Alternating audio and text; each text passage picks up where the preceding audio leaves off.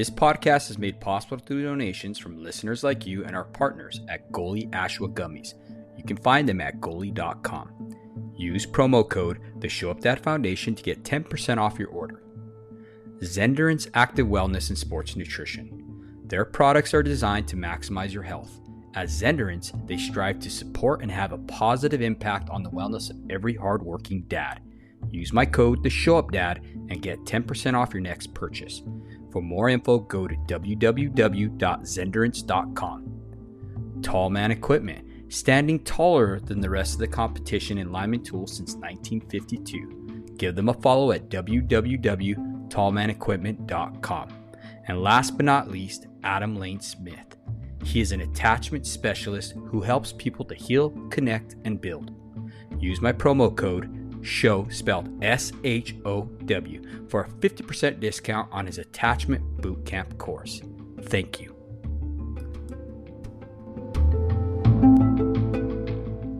Welcome to the Show Up Dad podcast, where our mission is to improve the well-being of children by increasing the proportion of children growing up with involved, responsible, committed fathers. The Show Up Dad Foundation is a 501(c) organization that encourages dads to become more than just a paycheck. Today's guest is Mike Rucker. He has a PhD, he is an author, a father, and a husband. He's an organizational psychologist, behavioral scientist, and author of the forthcoming book, The Fun Habit. He's been featured in the Wall Street Journal, Forbes, CIO.com, and elsewhere. He has earned 5 advanced degrees, including an MBA from the University of Southern California. Mike is a member of the American Psychological Association, International Positive Psychology Association, and an accredited member of the American College of Sports Medicine. Welcome to our show, brother. Hey, thanks for having me, David. Absolutely. So when I was reading that, man, I didn't know that you're a member of American College of Sports Medicine. What is that about? Yeah, so my day job is in workplace wellness. So essentially, we put fitness centers in corporate campuses and hospitals. In your area, we're in Century City, and then we used to have a hospital facility near Carlsbad. So I've just always liked fitness, and and now we're paying more attention to just fitness as a way to sort of get big, right? It's more we know that it adds to longevity. We know it leads to cognitive resilience, and so I still keep my affiliation there. I haven't trained anybody for quite some time, but I still think fitness is an important way to keep people healthy. So I've kept the saw sharp. No, right on. Yeah, definitely. Yeah, I agree with you 100%. It's crazy how we go from different thought processes as far as fitness goes, like you guys, like I wanted to be strong and big, and then you get older and you're like, man, this is actually really good for my mental state of being, Yeah, absolutely. I think as you age too, right? Like, I mean, it's very topical, so not to, but it's clear that if your goals don't change, you start to do interesting things. I'm referencing the whole thing with Liver Man or Liver King, whatever his name is, right? Like, yeah. I mean, you don't want to stay yoked in your 50s because it will do interesting things to your ligaments and tendons. And likely, if you want to stay as strong as you were in your 30s, you're going to do some things that might not necessarily lead to your longevity. So yeah, definitely starts enlarging your organs and stuff like that. One of the big pushes out here that I've seen in Southern California is like everybody's into stem cells, and they've been going a lot to Mexico right now. So I've heard some good things and stuff like that on that. I don't know. It doesn't interest me. You know what I mean? Likewise. I think I used to be a long distance runner and had a hip injury that took me out. So I dipped into what you're discussing, but to your point, the science seems pretty new. And so, and especially with the hip, like if stem cells are going to work, they need to stay, like in that area. And the hip, for hips, I've heard that's, it's not very advantageous. I think some people I've talked to have had some success with knees, but anyways, I digress. We didn't come here to talk about stem cells. Right? Yeah, exactly. But so anyhow, Mike, so you're married. How long have you been married? And you have 2 children, right? Yeah, we got married in SoCal, 2005. My daughter is 10 and my son is 6. And so we actually moved from SoCal to NorCal. My wife's in apparel. And so Mhm. she got a job with Levi's. So we raised the kids early on in San Francisco. And then she got a job with Wrangler. So we're out here in North Carolina now. Oh, wow. Like Wrangler jeans and FR clothing and all that stuff, or? That's right. Yep. Wow. Heck yeah. That's pretty cool, man. That's quite a drastic change from California to North Carolina. How are your family adjusting to that? Uh, I think, early on it was tough. Hmm. So I had, I lost my brother in 2016, and that hip situation I was telling you, I found out about it about 3 or 4 months afterwards. Hmm. And then the move happened late 2017. So you having all these kind of challenging things come up, and then essentially losing our support network of family and friends. Even though we knew it was for the right reasons, because we really did it for the kids. We were grinding it out in San Francisco, a lot of what you talk about on your podcast. And we've been pretty deliberate as parents. I think I don't want to pat myself on the back. I've certainly done a lot of things wrong, but Yeah. we have centered and tried to be somewhat selfless with regards to thinking about the long game. And so moving to North Carolina, when that opportunity presented itself, did all the things that we wanted it to do, even though we did pay a price with you lose some psychological safety, right? When you don't know anybody that's around you. That's just the truth. Yeah. I think you've shared that you're dealing with some of the same things, right? Yeah, definitely. It has its own unique challenges. We moved from New Mexico to Southern California. We've been out here for over a year now, and has its unique challenges. It's we went from country, living in the middle of nowhere, small town, to bustling city, where we're still on the outskirts and stuff like that, but it's a lot faster paced. Um, People are completely different. New Mexico is a very machismo mentality. Very I should say warring, like people like to fight there. Like seriously, like fist fight. Okay. So that was one of the things that was brought to my attention when my daughter, she's in high school right now, and she was really tripped out. She came home one day and she was like, "Dad, I don't fit in." I'm like, "What do you mean you don't fit in? I know it's like a school that's like 5 times bigger than your normal school or whatever." I was like, "But other than that, what do you mean?" And she's like, "No one is talking about who got beat up. No one is talking about any fights that happened this weekend." And I just got quiet and I was like, "Oh, wow." I was like, "That's exactly the reason why we moved you from where you were." I was like, "Because that's not healthy behavior." Not at all. Not if you think that's the norm. Yeah, exactly. So we saw some good positive things like that, but at the same token, it's very fast paced. It is Yeah. fast paced. My daughter's in cheer or song or whatever it's called, and we're all over the place with that. This is her final year coming up, so she's going to graduate this coming up year, which is really awesome, and I'm glad that we gave her that opportunity to be able to just see different cultures. It's a lot different. It's a But I lot think it's different. important. I meant, the nice thing, whether you actualize it or not, is having that purview that people are different because, Yeah.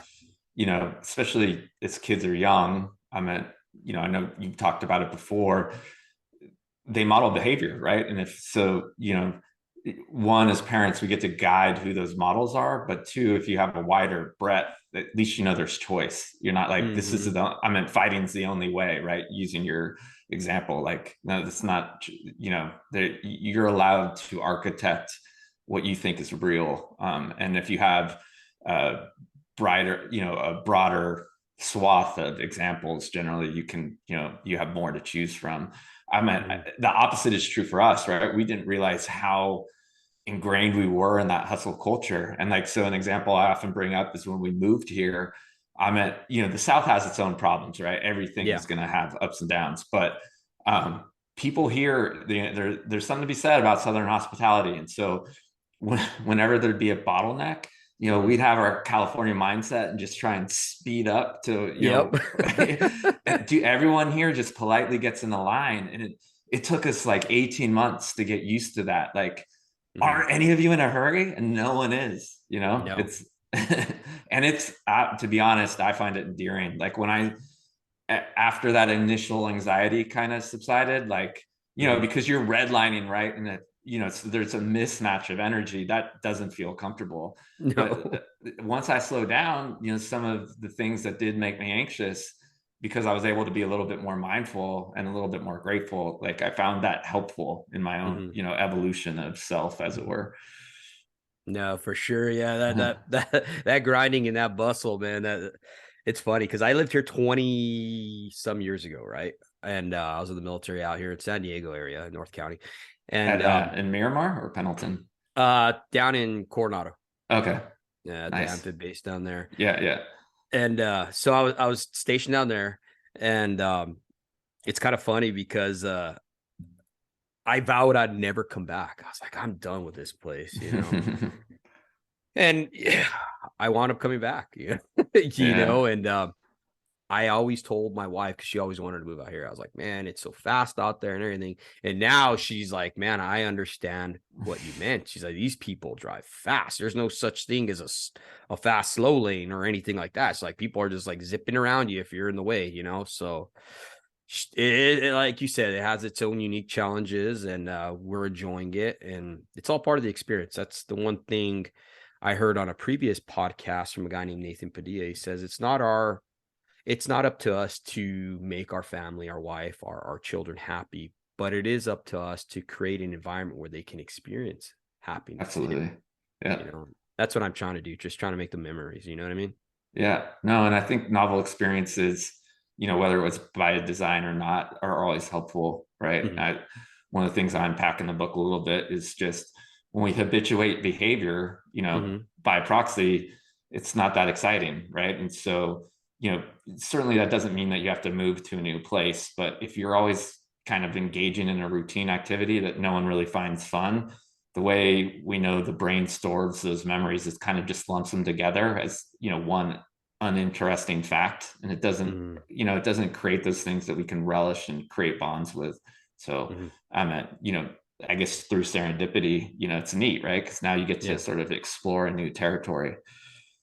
And then also, sorry, I didn't mean to interrupt, but and then ask interesting questions, right? Because now there's this contrast. Like maybe you wouldn't have known that everything in her purview was just fighting, right? And so the fact that you have a different lens too allows you to ask probing questions and kind of maybe get, I'm sure that was a learning experience, right?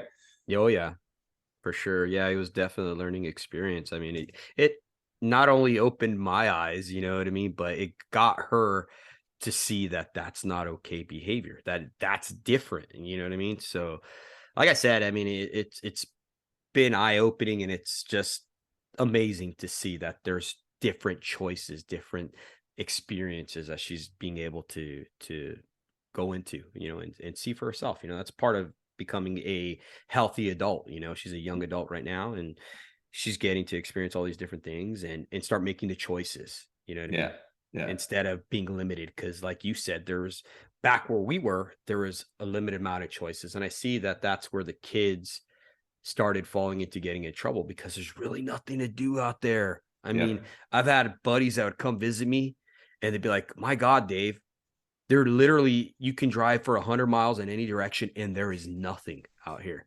Whereas here in Southern California, you drive 10 minutes, 5 minutes, and you're in a different little, subdivision or whatever it's called. You know what I mean? Yeah, absolutely. And you got a Starbucks on every corner or whatever. You know what I mean? So there's so much more to do here. So many more opportunities, which entitles you to have more choices. You know what I mean? So I think it's good. It's good for the brain. Yeah, absolutely. And choice architecture also means that, that you get to sort of develop your sense of self, because you look at a set of different things and you decide who you are and how you want to approach it, right? To your point, if everything always seems like it's despair, then that's your worldview, right? I think in a broader context, the lens of, well, how I do my work, because essentially you're building equity, right? Over time, if everything that you see, looks in a way that's unfortunate, then that's the way you're going to start to see the world, right? Yeah, no, for sure. And man, that's what you just described there is exactly what we feel. We went back home, you know what I mean? Back to New Mexico for Thanksgiving.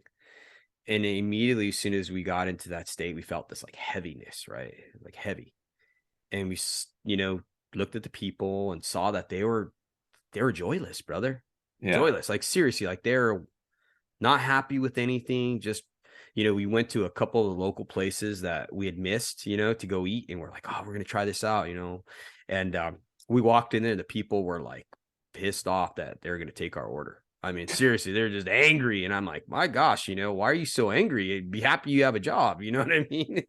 And it was just what you talked about, that sense of despair in your worldview. You know what I mean? And I see that now. I see Yeah. that, you know, going back there and stuff like that. And it's crazy. It's crazy that what you focus on starts becoming reality, right? Yeah. No, I mean, Constantly, you know. absolutely. The phenomena in psychology, we call it social contagion. And it's Mm-hmm. been, it's a well-studied phenomena that, we start to sort of catch other people's vibe, right? And so Uh-huh. you can rise above, but only to a certain degree, because that still takes work, right? If Yeah. everything around you is awful, then, eventually you're gonna stop trying, right? And that's unfortunate.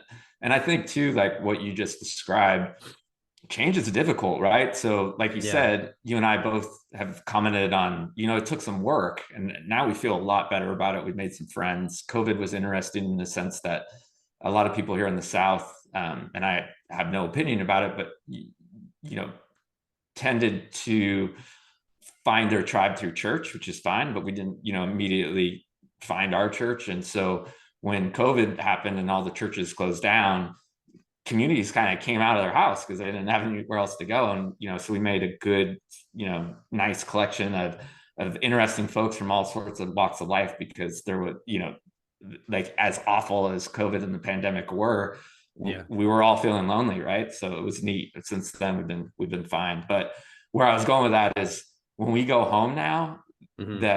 that contrast of how far we've grown, even in a short amount of time, like how, one, like being able to see our own biases from a Yeah. distance and going, oh, okay, well, I'm going to keep that because that worked. But wow, I don't like who I was there. And I never really noticed that because, Yeah.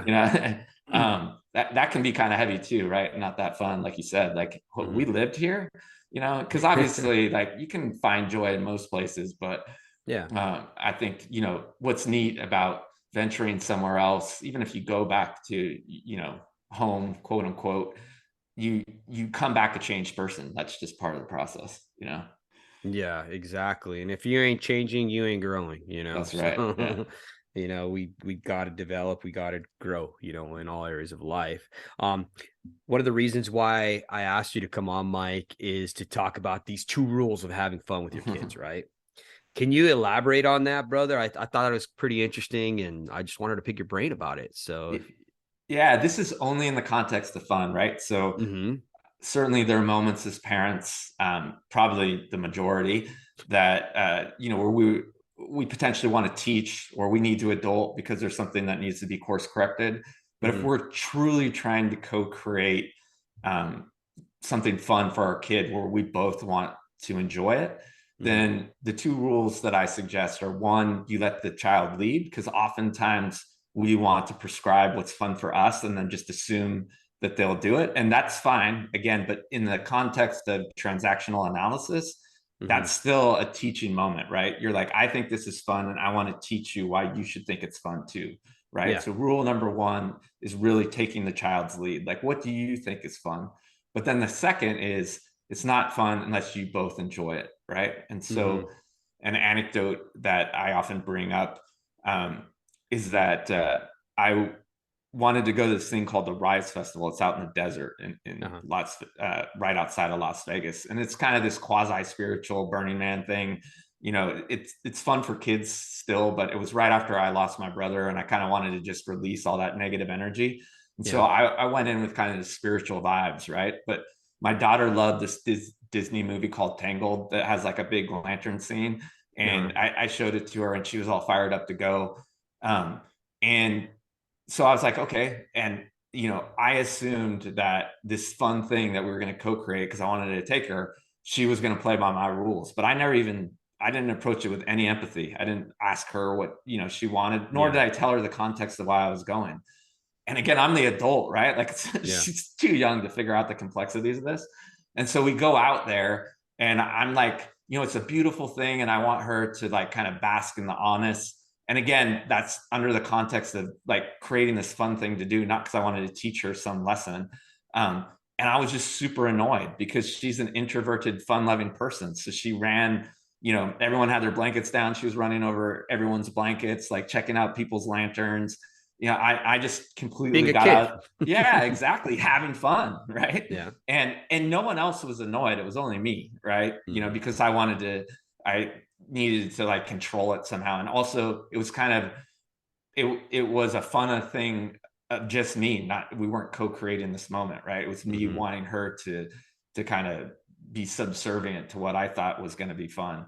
And so the whole thing was ruined for me. And it wasn't until retrospect that I realized, like, if I had gone in there and said, hey, we'll do this so that we both enjoy it, even at a young age, kind of asked her what would be fun for both of us, that it would have been a much more enjoyable experience. And so now what I do is kind of share the rules. Like, hey, so the next year I took my son to Hardly Strictly. It's a big free bluesgrass event in San Francisco. And kind of said, hey, this is what we're going to do. And he said, that's cool, but I just want to be able to run around. And so essentially created a space, went with some friends that could tolerate a toddler. And because I played by his rules, but then also sort of, went under the context of enjoying myself too, it was a lot more fun. And so those are two big examples. But I think, the main takeaways are, if you're not showing any sort of empathy and you're not co-creating this, so you're only single-minded about, hey, why aren't you doing it my way? That's when things kind of fall apart. And so many parents kind of fall victim to that. And that this comes from research that I talk about in the book. But I went to a bunch of these play areas, these experiential, like science museums and children's museums of that. And like adults have forgotten how to play, right? They'll go into these places that are just amazingly creative. And the kids will go in right away with a big old smile and start picking stuff up and, doing interesting things. And the parents will sit in the corner, like just, essentially paralyzed, because until someone tells them what they can do, essentially gives them permission, they don't know what to do unless, there's some sort of rules, given to them. And so being able to let your guard down and realize, like, hey, sometimes, especially when it comes to quote unquote fun, kids can be the best teachers, and sort of let them lead you, and then if there are moments where you do need to switch back into the adult or the teacher role, like, hey, that's not appropriate, then that's fine, but then go back into that childlike state. And the thing is, there's a whole host of benefits when you can get in there, right? You co-create amazing memories. Both of you guys are having fun instead of instead of being a zero-sum game. And then you guys are both just happier, right? When we have these sort of these moments of what we call active leisure, they just, lead to better positive well-being. So absolutely too. And it also shows too that you can be humble. It shows a sense of humility on your end. My boys, I let them lead. We went to Funko Pop in Hollywood, and nice. They were acting up out there in the line and stuff. And I felt myself, as a lot of fathers probably do, stay in line, don't act like that. There's homeless people, whatever, you know what I mean? Don't touch that, and I started getting real stringent. And then I had to tell myself, you know what? They're kids. We're going to have fun. You start acting like them, you know what I mean? So I started, having fun, I arm wrestle and stuff like that. So I started arm wrestling my son right there on the deal, and just having fun. And I saw the difference that it made versus me being so strict and so rigid, to where I'm setting all these boundaries to where they're not even going to have a fun experience. When you ask them afterwards, how did you like Funko Pop? They're going to be like, it was okay, because dad ruined it. You know what I mean? No, that's exactly right. And I think people get hung up. Like, again, the prescription isn't that you can't, in times where, this happens a lot with folks that really like sports, right? Like, I'm not saying that you can't go coach your kid. That's a different experience. What I'm saying is, if you're being deliberate about trying to co-create fun for both of you, as soon as you get in that mode, a child will, depending on their disposition, will either be like, okay, we're not having fun right now, this is a lesson, which is fine in context, right? But again, we're trying to orchestrate a little bit more fun. Or they'll close down because, especially if there's not that psychological safety, for whatever reason, right? I know you explore a lot, if the dad was never there and then all of a sudden like, hey, I want to be your best friend, there might be some resistance, right? Yeah.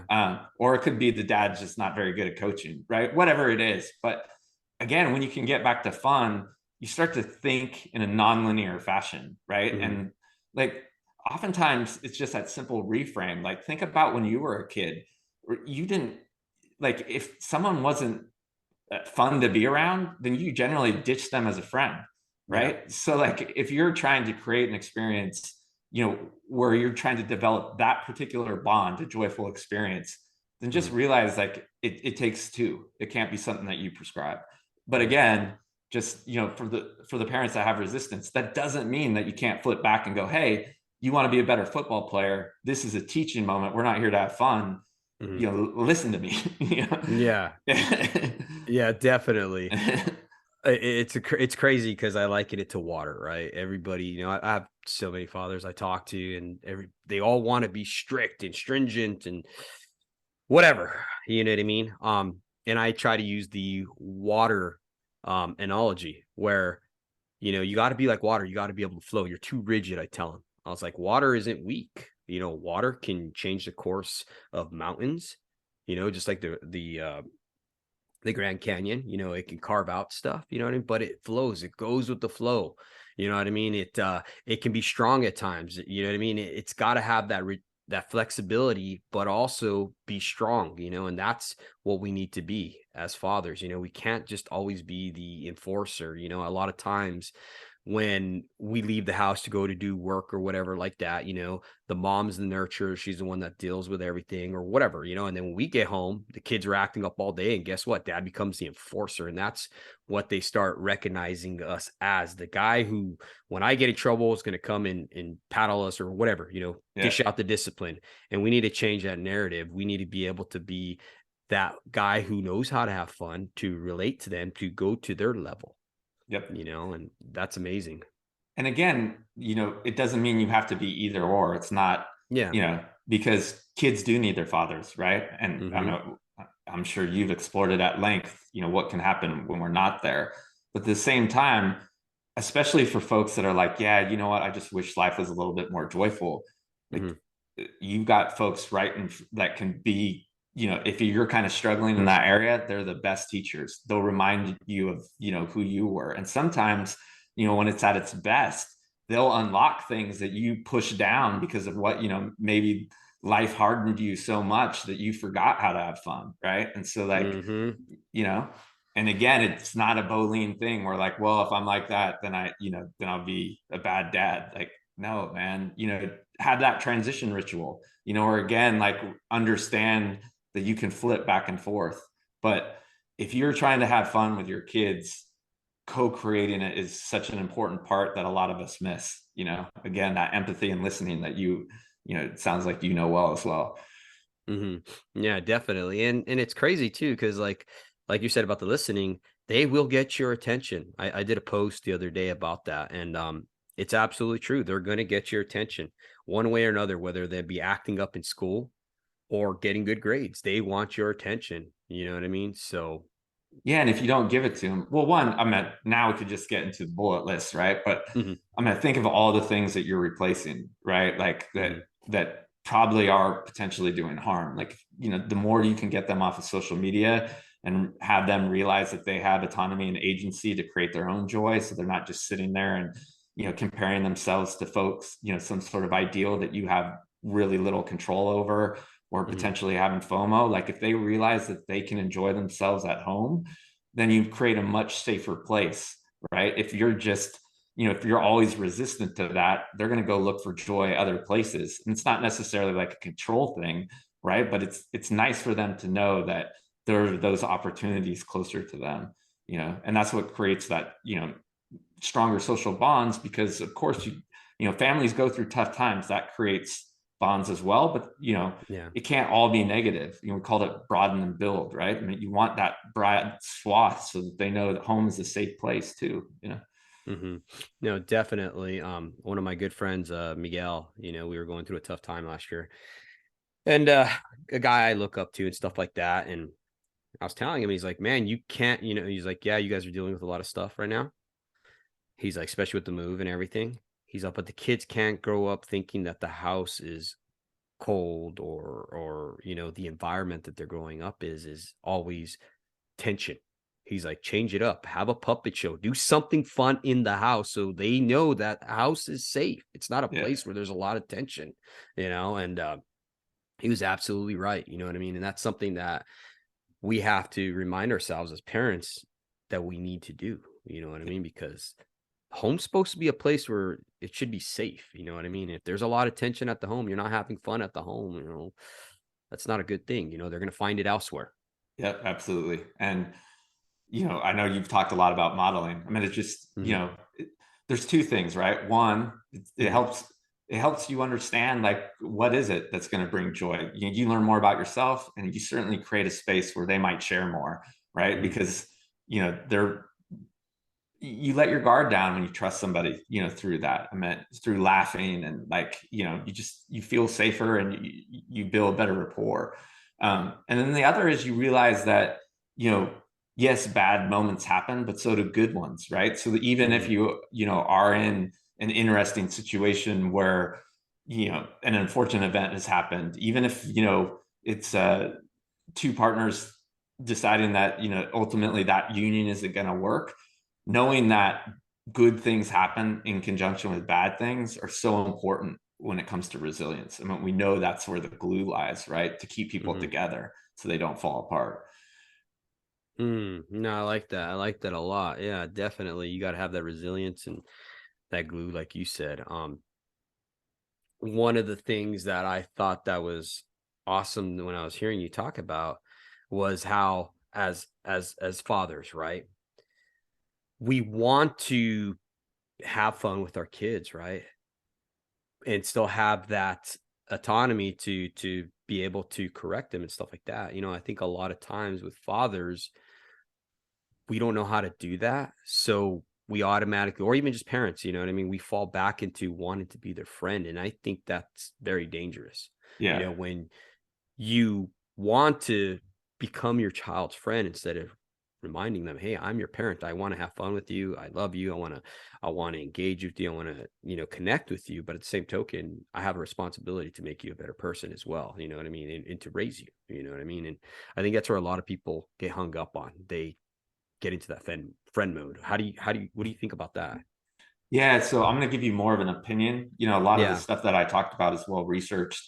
I Yeah. think it's not anything that I've done deep study on, but I think the frame of friendship, it's pretty clear that that's a precarious place, because it Yeah. generally means when you see a parent fall into that mode.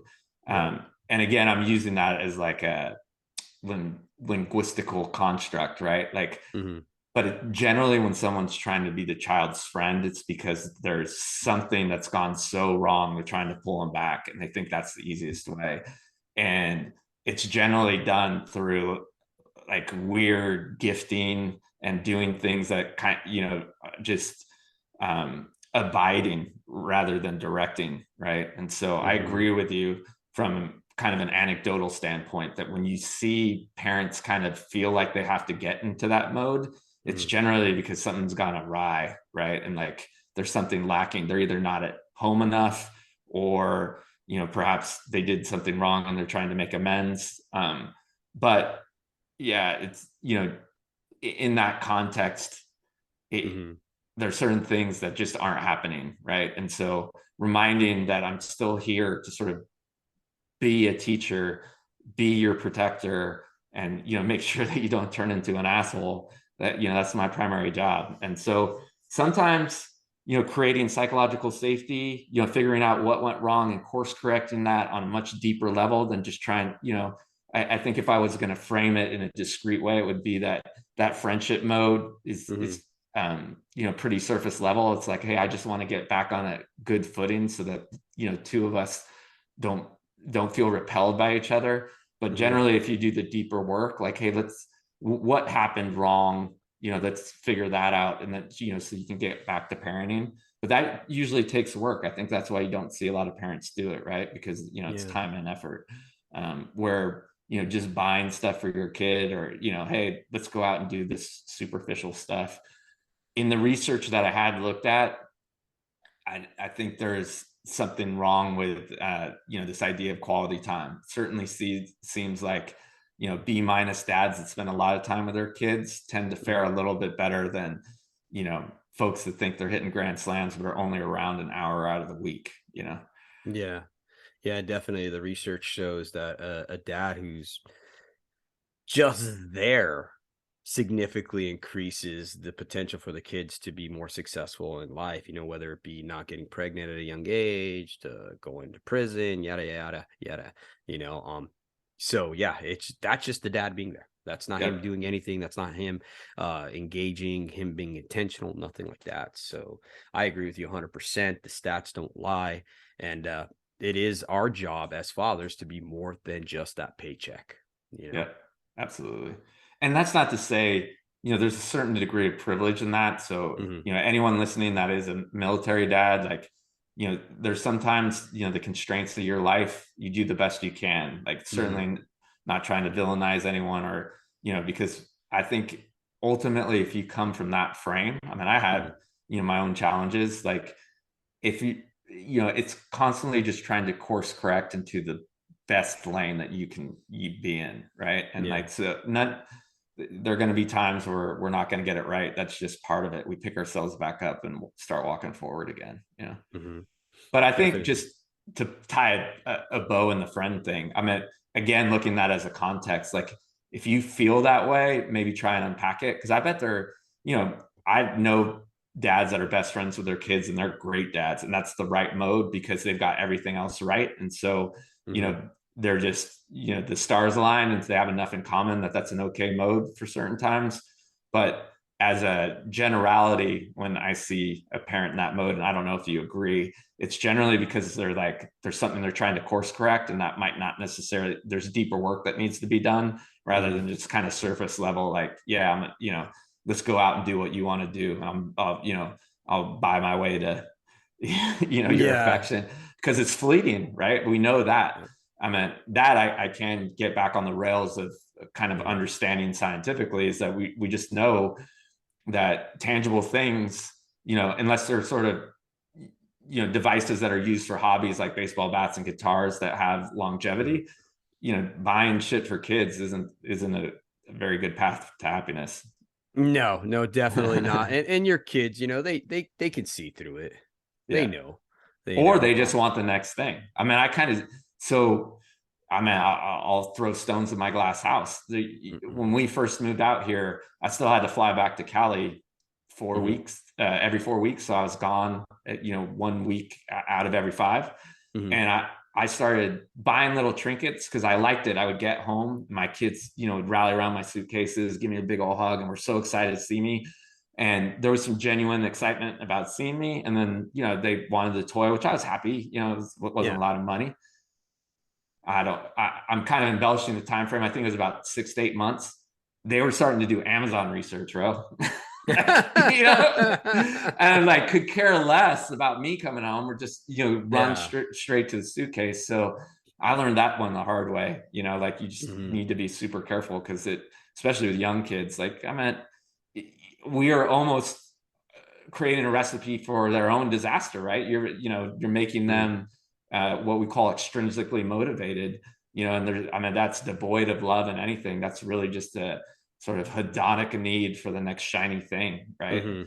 Yeah, definitely. I used to do the same thing at different parts of the country I worked in. I'd bring home, like, I went on a hurricane, right? And I was in Florida, and I found these huge conch shells, you know what I mean, about the size of a football. Perfect. And I picked one up, in size comparison, from big to smaller, for my kids, 3 of them, right? And I brought those home and I gave it to them, you know what I mean? And I made it apparent to do that every time I went to a different area, like if I was in an area that had like precious stones or whatever, like quartz or whatever, I would pick up 3 for them and 1 for my wife. And I did little things like that, like mementos. But as far as like buying them gifts and stuff like that, they could care less. You know what I mean? Like even now, like say Christmas is coming up, right? I know a lot of fathers are gonna, go overboard or whatever to buy their kids that perfect gift and stuff like that. Well, guess what, dads? You're the perfect gift. Your presence is the present. Sometimes they just want you. I mean, and I could even just come out with an example of that. I'll get my child a gift or whatever, you know what I mean? And they're playing with the box. I'll spend all this money on this gift that I thought that they wanted, that I thought, oh, they're going to like this. And they're playing in the box, dude. Yeah, you know what I mean? So, yeah. don't get caught up in just trying to make everything perfect. Live in that moment. We have a saying, be where your feet are. Be where your Love feet are, it. man. Spend that time with your kids. Yeah. That's what they want. Yeah. And so many of us too, right, are trapped because we don't really understand that break from work, right? Like I think, Yeah. a big message in my book is just we have no transition rituals now, modern work. Like if you're kind of looking back at your week and you're like, oh, well, no, I spent 4 hours with my kids, but you had your phone in your hand the whole time. Like, no, you didn't spend 4 hours with your kids. You were there. Mm-hmm. And I think too, talking about phones and, correct me if I'm wrong or what, I'd like your opinion on Sure. this. So the phones, the social media, right? I think Yeah. that has become a replacement for the way people used to numb themselves. Before it was like you got off of work, you drank a beer, you numbed yourself, you kind of sedated, right? The sedated man. Okay. Women did the same thing with soap operas back in the day, right? Or Social benzos, media. right? Yeah, exactly. So it's become a form of being able to just numb yourself and just Yeah. veg out for a moment, to sedate. Yep. No, absolutely. You know. We're in a state of discomfort. Uh-huh. The more information is coming at us faster, without practice, we feel uncomfortable if we're not sort of stimulated. Mm-hmm. And we can find that stimulation through active leisure, but it takes a little bit more energy and a little bit more deliberateness. And so, yeah, but I meant you can easily tell by, luckily, because there's been enough studied about this, both iPhone and Android will now let you look at how much time you wasted on your phone. Mm-hmm. I invite anybody listening to check out, do a wellness check and see how much time they're spending. And then just, even if it's more than 2 hours, think about what would happen if they replace that with, time with friends or family. Yeah, definitely. I think I need to do that too, because I know, like, it's funny because like my daughter, she'll tell me, like, I'll be like, all right, get off your phone. That's enough on the device. And she'd be like, you have your device. And I'm like, oh, snap. I got to lead by example. You know what I mean? So then I'll put my phone away and then she has nothing to say. It's like, my phone's away. You know what I mean? So definitely they watch you, and you Yeah, got and to lead by that's that fair, example. right? Like, and I don't. Yeah. That's where I think people are. I'm sure there are multiple right answers, but we know this again. I know you know it well. If you're modeling a behavior and you start getting mad at your child for doing that same behavior, the dissonance that's created, and the vitriol, like you need to take ownership of that, because Mm-hmm. essentially, and so, because what will get thrown in my face is like, oh, well, I drink and I don't want my kids to drink. Like, well, we could unpack that too, Yeah. if you want to, Exactly. I'm at, 100%. the science is science, monkey see, monkey do. There's a reason for that cliche, and so, if you want, there was it's funny, kind of meta, Yeah. right, to talk about social media when we're villainizing it. But I thought there was an interesting image that I saw where it's like this mom asking another mom who's sitting on a bench reading with her child, like, it's so cool your child's reading. I don't know, how to do it. And she had a phone in her hand, right? It's like, Mm-hmm. if you want your child to start doing something, show them how, Mm-hmm. like start modeling that behavior, and sort of like magic, it will happen. There's like, if you want to geek out on it, there are psychology videos online, of they're mainly from the 60s and 70s, but it's just amazing to watch kids pick up on behavior, especially 6 and under. Like all they've got to do is, if 2 adults are yelling, all of a sudden the kids are yelling, it's like, and that works up and down, it works for good and bad. So being mindful of that. I mean, it just goes back to what you were saying about, making sure you're creating experiences within that environment that are lifting your kids up. And if you see, all of us are going to have bad occurrences that kind of pull folks down, but if you can be mindful and bias your time and your events and what you do in a way that's helpful, then you're just going to be, you're lifting people up. I liked your analogy too about, we are either growing or dying. That's, it simplifies things, but there's some truth in it.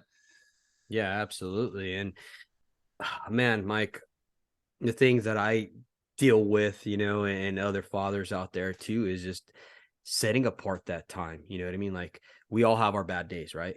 Yeah. And a lot of times I want my kids to see how I respond with something negative. Yeah. So because like you said, they watch you. So I want them to see how I deal with certain things. That way they have an idea of how to deal with certain things, so I try to not deal with things in anger and stuff like that, right? Because I don't want to mimic that. I don't want them to grow up, acting out like that too, right?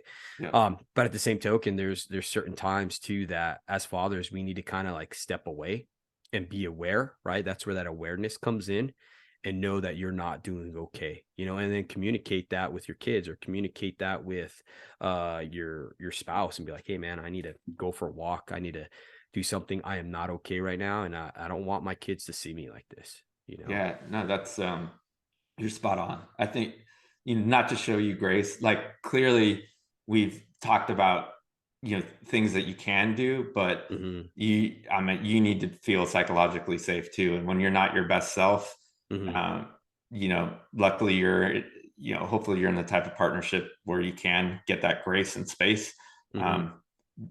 But take the time that you need to, right? Like, so you're spot on. I mean, I think, you want your kids to know that you're human, because if they feel unbreakable when they inevitably break, it's going to just be that much worse. Yeah, absolutely. And just to give an example of that is my daughter, she would get so wound up on perfection, right? Because during her early age, I grew up in a perfection home. So during her early age, being that she was my first daughter, that's how I kind of raised her in her earlier life. So she thought she had to always be perfect, and she would always voice that out, because what's in your heart's going to come out of your mouth. Yeah, that's a truth. Okay. So she kept speaking out, well, I can't be perfect like you. I can't be perfect like you. And that really struck me down. You know what I mean? And I had to stop and ask her one day and be like, man, what do you mean perfect? I'm not perfect. Daddy struggles with things all the time. And then I started seeing, well, I deal with it. Well, she can't see, so in her eyes, she thinks I'm perfect. So I started dealing with stuff to where she could see me dealing with stuff, whether it be, for me, I'm spiritual. So I read my Bible a lot. So I saw, and I would explain to her, Daddy's dealing with some stuff and I need to find answers. So I'd go to my Bible or spend some time alone or whatever, in prayer, whatever it is I do, you know what I mean? To get my center right, to get my frequency back to where it needs to be. Right. And she started doing that too. She started seeing that versus thinking that Daddy was perfect, and she's stressing herself out because she's got to get perfect grades. She's got to be perfect in her dance routine and all this different stuff. Because kids nowadays, I think that's what they think, because parents haven't shown them how to handle problems, life's problems. So they think they got to be perfect, and they just wind up like this wound up watch that just pops, or wound up spring that just pops, and it's sad to see. It's sad to see, they need to see our vulnerability is where I'm getting at with that. Yeah, no, absolutely. And know that things will be okay, that bad times will happen, but that, it goes back to what we were saying, like, this is gonna happen. Suggesting that won't is not why you and I are here, right? Like, we're just suggesting that you can be kind of the strength and the uplifting force, show your vulnerability, and then also figure out, hey, things are going to be all right, and this is why, and whatever that connection is, for some people it's spirituality like yourself. So, and again, you're not flawed for being a teacher, right? So there you go. Like, that's perfect. For some people that connection is going to be nature. For some people, the coaching dad, like I said, that connection is going to be sport, right? And so now we're playing outside of the bounds of quote unquote fun, but like those are the connections that get made. Like, things are going to be okay. Where I see the shift being helpful is, certainly you want to coach towards an outcome because you want to be directional, but making the outcome like the absolute focus, that's where things tend to start to fall apart. Like, hey, it's okay. Like, you just get up again, and like, let's try and figure out in this process, where can we make things, as enjoyable as possible? Because if it's always not fun, then, nobody wants to do it. Right. Yeah, exactly. Go back to your New Mexico example. Like, I'm just here because I have to be, and I'm gonna make sure everyone leaves here with a little bit more. Exactly. No, and you definitely got to have fun, man. It's imperative, and I love, that's why I invited you on, Mike, because I love what you're doing. I Thank love you the so much. fact that you're using joy, you know what I mean, to really reach your kids, you know what I mean? In a sense, you're finding yourself as well. Yeah, exactly. Life beats us down. It does, if you let it, and we got to come to a place where we can actually find our true selves. Yeah. And like I said, sometimes it's locked up, right? Like, there, again, you need to be a parent and an adult, but there's some reciprocity in these relationships. And, if you're kind of come from the vantage point that it's a one-way street, like, that becomes problematic. You're not going to create a bond, right? I mean, just think about the definition of that word, right? So, and eventually that one-way street is going to, push them away, at some point, if you don't fix it. Yeah, definitely. That one-way street does not work. Take it from me. All that rigidity, all that, just discipline. I get it. Discipline is good, and discipline works in certain areas, you know what I mean? But man, rigidity doesn't work. You're just going to break down those chances that you have to make that connection with your kids. I like that you said empathy. Empathy is huge, even with our relationships with our wife, just being Yeah. able to relate and put yourself in their shoes. Yeah, sometimes, I mean, as goofy as it sounds, just pretending to be them, right? Like, I find that because, I mean, it's hard for us to get out of our own head, right? And so, it takes a little bit of practice, but if you can just, try and not be yourself, it's, again, as goofy as it sounds, it just be like, sometimes you can see, it's almost like looking in a mirror, like, oh yeah, I wouldn't like it if I said that to myself either, and all this, then you can show up with a little bit more grace, right? It's not necessarily like you got to change your vantage point, but you can realize where the message was off a little bit. Yeah. No, I like that, Mike. Mike, I wanted to ask you real quick before we get out of it, time's coming close, about your Baywatch. Okay, so you swept floors on the television show Baywatch, correct? Did I read that Yeah, you correctly? got that right. Well, this is gonna date me, but I finished up a degree at Chapman University in Orange, California, and so back then, email was a thing, but people still weren't really using it. So I sat at the school office. I had just finished film school and set my resume off to like every single television production studio, asking if there was a job, and they were the one folks that called me back. So they, at the time, they were filming right underneath LMU, right there in the marina, and yeah, so I was a production assistant there. It was a fun year. I bet.